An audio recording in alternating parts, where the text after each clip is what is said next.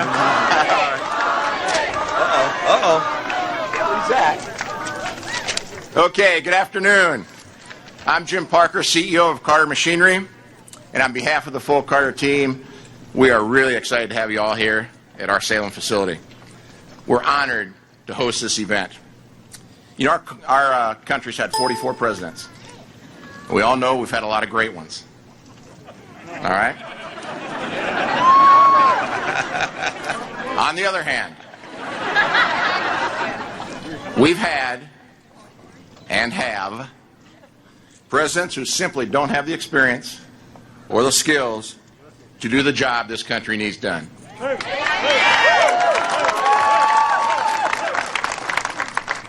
In business and in our personal lives, one of the most important things we have to do if we're going to be successful is recognize when we've made a bad choice and as quickly as we can, fix it.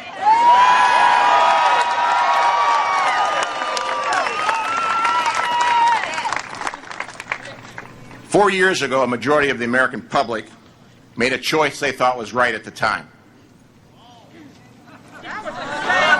Unfortunately, 4 years later, it's clear it was a mistake.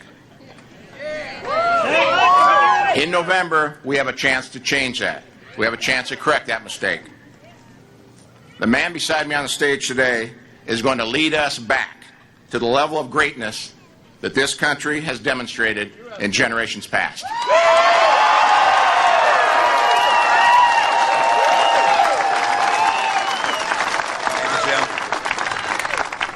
Mitt Romney's life is one of accomplishment upon accomplishment. As a businessman, he helped start a number of companies that today are household names. As an executive, he rescued the U.S. from financial scandal and global embarrassment in his leadership of the 2002 Winter Olympic Games.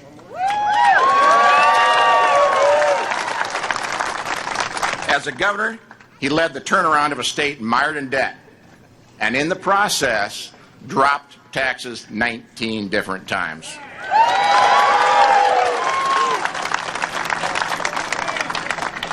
Governor Romney's record of distinction is important, but equally important are his remarkable skills and qualities as a leader.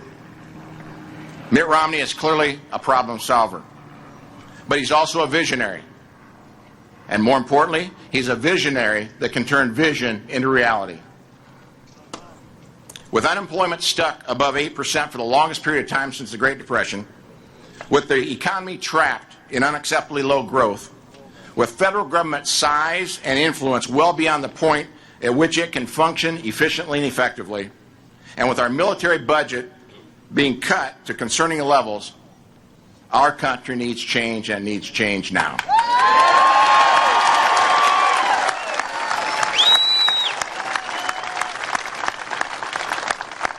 We're fortunate that we have an extraordinary man who's agreed to take on the incredible responsibility and personal sacrifice associated with leading us out of this difficult situation that we face today. Ladies and gentlemen, I am truly honored to give you the man who will be leading the United States back to its destiny.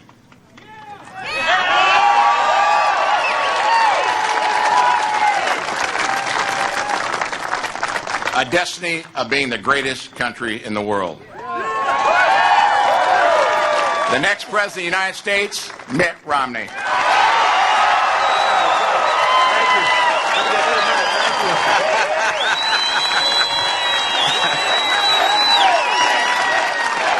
Thank you.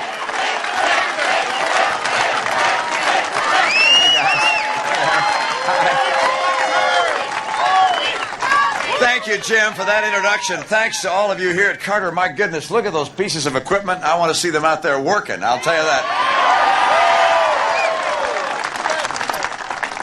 This is a busy week, by the way, for the Supreme Court.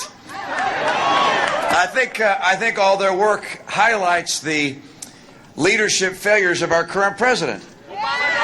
You see, when he was running for office, he said he would make it his first priority in his first-year agenda to reform our immigration system and make it work for the American people and for those that want to come here legally. He did not do that. Why is it? He had a Democrat House, Democrat Senate, all the support he needed. He did nothing. Why did he fail to do that? And so the Supreme Court had to step in because states had to step in. States looking to find a way to solve the problems he didn't address, tried to address it in their own ways, and now the Supreme Court's looked at it, and what we're left with is a bit of a muddle. But what we know is the president failed to lead. He failed to do what he said he'd do.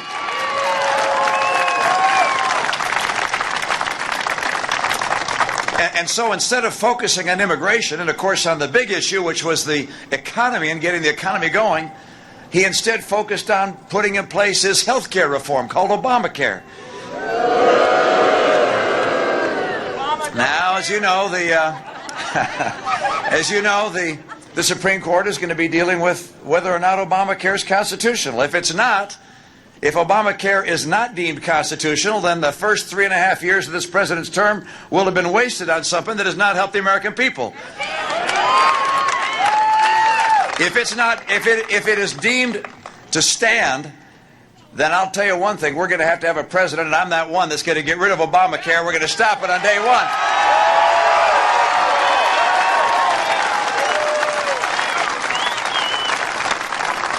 What we're witnessing is a failure of the president's policies. He did not deal with immigration.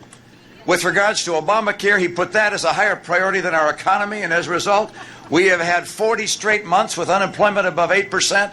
The economy's not working. Immigration is not working. This president has not been working in the right way for the American people. It's time for that to change. Now, he's in a tight spot, you guys. He's in a very tight spot because he said when he was running for office that he'd turn this economy around. You may recall that he said on the Today Show if he couldn't turn around the economy within 3 years, he'd be a one-term president. And so he gave a speech the other day trying to convince people that he had turned the economy around. He said the private sector's doing just fine. Yeah, and your voice is just like the voice of 23 million people around the country who shouted out and said, oh, we're not so happy. This private sector's not doing so fine. And when people who were promised that if they let the government borrow $787 billion, that unemployment would stay below 8%, they screamed out, no, unemployment has never been below 8% since. They saw an economy that grew at less than 2% in the first quarter of the year. People in this country recognized the economy is not doing just fine, so the president had to change his tune. Now he says, no, look, my programs are working fine. They just take a long time to be effective, so give me 4 more years. We are not going to let him turn a one-term proposition into an 8-year proposition.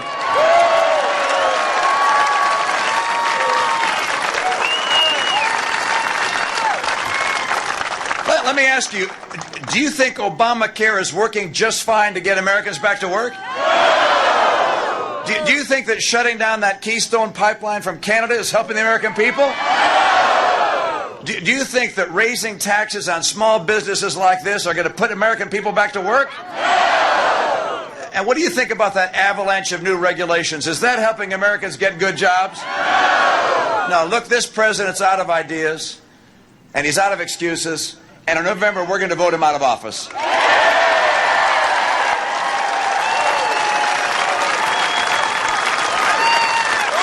Now, one thing he said in that speech of his, he said that every American deserves a fair shot. And I agree with him. Every American should know that if they work hard and get an education and have the right kind of values, they have a fair shot for a bright future and be able to provide for their families, a fair shot to realize their dreams. But then I stopped and I looked at this president's record. Let me ask you some questions about these things. Do you think when we pass trillions of dollars of our debts onto the next generation, that this president is giving the next generation a fair shot? No. Do you think that when 50% of the kids who graduate from college this year can't find jobs commensurate with their skills, that's giving our college kids a fair shot? No. Do you think that when the president puts the interests of the teachers' unions ahead of the interests of the teachers of the kids, that gives them a fair shot? No. Do you think that when he takes tax dollars from you and then uses it to give guarantees and investments into some of the businesses of his contributors, does that give the American people a fair shot? No! And how about when he closes down coal mines and says no to developing our oil resources and our gas resources? Does that get the people who work in those industries and other industries that are energy dependent, does that give them a fair shot? No! Let me tell you, if there's ever been a president of the United States that has not given a fair shot to the middle income families of America, it is President Obama, and that's why he is going to be replaced in November.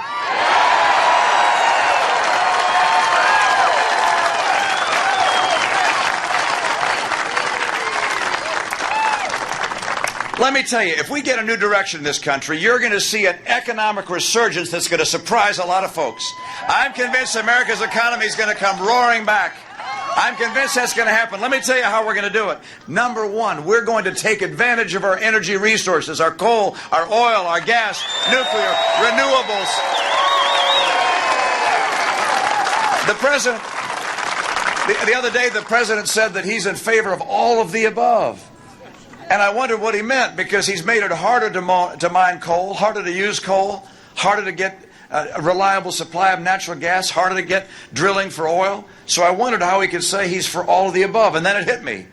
He's for all the sources of energy that come from above the ground, and not from them that come from below the ground. If I'm president, we're going to take advantage of what comes from above the ground and what comes from below the ground and get energy independent.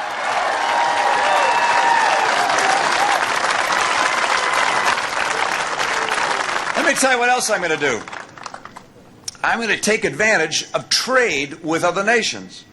You see, a highly productive nation like we are benefits if we can open up markets where we can sell our goods, particularly next door to us like in Latin America. Other nations have figured this out, by the way. China and the European nations over the last 3.5 years have negotiated 44 different agreements with other nations around the world to open up markets for their goods and put their people to work. Guess how many agreements this president's negotiated? Zero.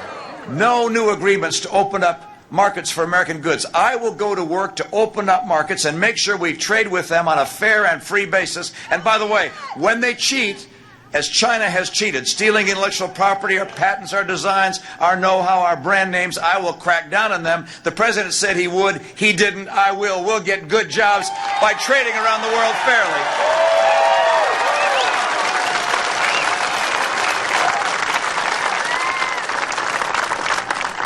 You know, one thing that frightens people who are thinking of investing here with capital and building new businesses and startups of all kinds is they wonder whether the dollar is going to be worth anything down the road because of all these deficits we're running up. $1 trillion deficits every year.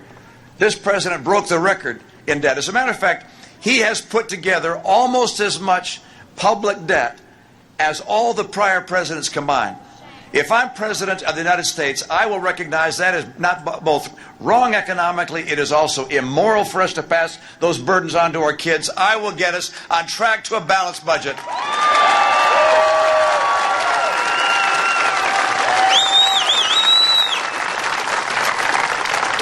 And I'm going to get rid of that big cloud of uncertainty that's hanging over all sorts of small businesses that want to add employment.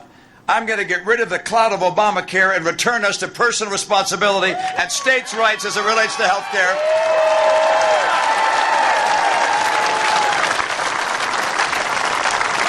To get this economy going, there's one more thing I might mention, and that is this economy runs on freedom, not on government. We have to get government a little smaller and freedom a great deal greater. And you should know across the country, we are still a freedom-loving, pioneering, innovative, can-do people. You may not see it every day because you don't get to see all the places I've been able to see in this campaign. But I go to various parts of the country and I'm just inspired by what I see. I was with a woman who, in Las Vegas, she has a business. She rents furniture to casinos and to conventioners that come to Las Vegas. And I went into her warehouse. It looked like it's mostly black Naugahyde sofas and black coffee tables and so forth. And when the president said not to bother coming to Las Vegas to go to a company meeting, her business collapsed.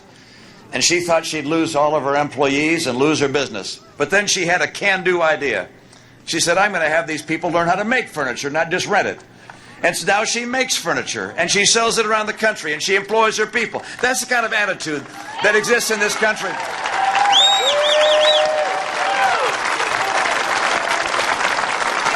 I met another guy who, he said he was not a great student. Now, my guess is he's real smart, but just didn't like to study. I don't know the answer to that. But he talked to his dad. He said, Dad, I don't want to go to college. And his dad said, you know, you really need to go to college. Son, no, I don't want to do it. He said, but Dad, I want to borrow some money from you. I want to borrow, I can't remember the number, $10,000 or $20,000, a lot of money. He said, I want to borrow that from you, and I'm going to start a restaurant. And his dad said, okay, if you can pay it back at the end of the year, why, then with interest, then you can stay in your little restaurant business. But if not, I'm setting the course of your life in a different direction. So this kid took that money, started a little restaurant. He found out that with $10,000 or $20,000, you couldn't build much of a restaurant. So the only thing he could make at that kind of price, he was going to do hot dogs and hamburgers, but the grills and the ventilation system was too expensive for the money he'd borrowed. So he decided he'd make sandwiches instead. Now Jimmy John's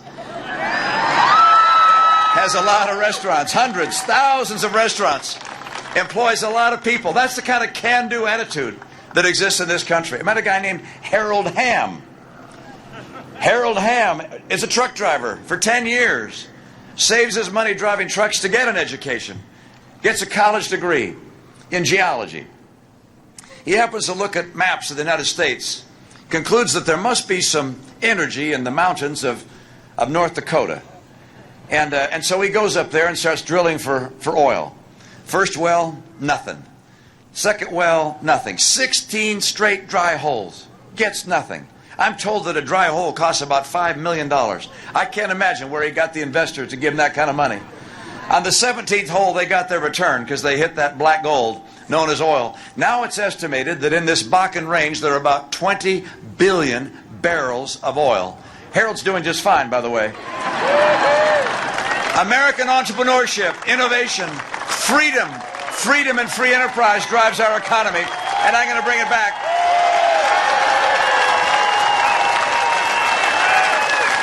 This is how the founders saw it, you know. This is how the founders envisioned America. They didn't want to have a country that was dominated by, driven by, guided by a government. Instead, they wanted to have a country that was driven by free people pursuing their dreams. And so they said in the Declaration of Independence that it was the Creator that endowed us with our rights, not the government.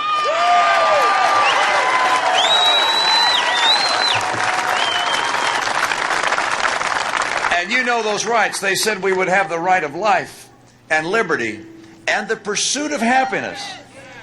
And by virtue of that phrase, they were referring to the reality that here in America, people would be able to pursue happiness as they choose. The government would not tell them what they had to do.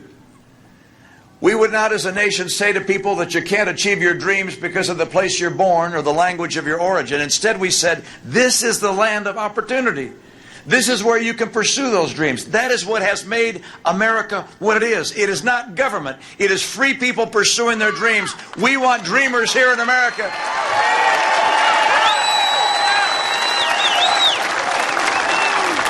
The president says he wants to fundamentally transform America. I don't want to transform America. I want to restore to America the principles that made us the hope of the earth, and I will do it.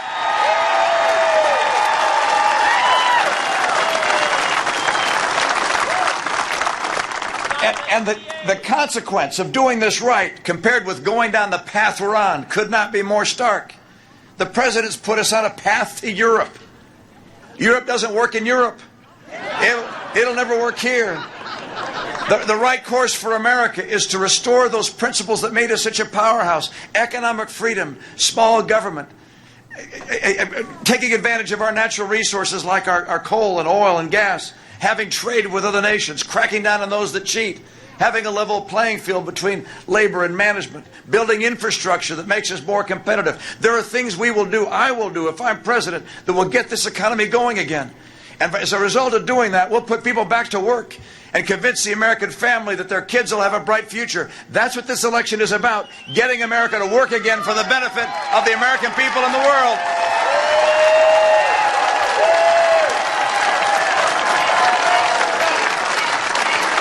And there's one more factor, consequence of making the right decision. And that's the consequence for freedom itself, here and around the world. See, I happen to believe that American strength is essential to preserve liberty here and elsewhere. I was in Great Britain some time ago and got the chance to speak with Tony Blair and the current Prime Minister David Cameron and other leaders of the government there. And one of them said something to me which will not leave my memory. He said this, he said, Mitt Romney, if you're lucky enough to be elected President of the United States and you travel around to other countries, you will undoubtedly have rehearsed for you the mistakes they believe America is making. But please don't ever forget this. What we all fear the most is a weak America. American strength is essential for liberty here and around the world.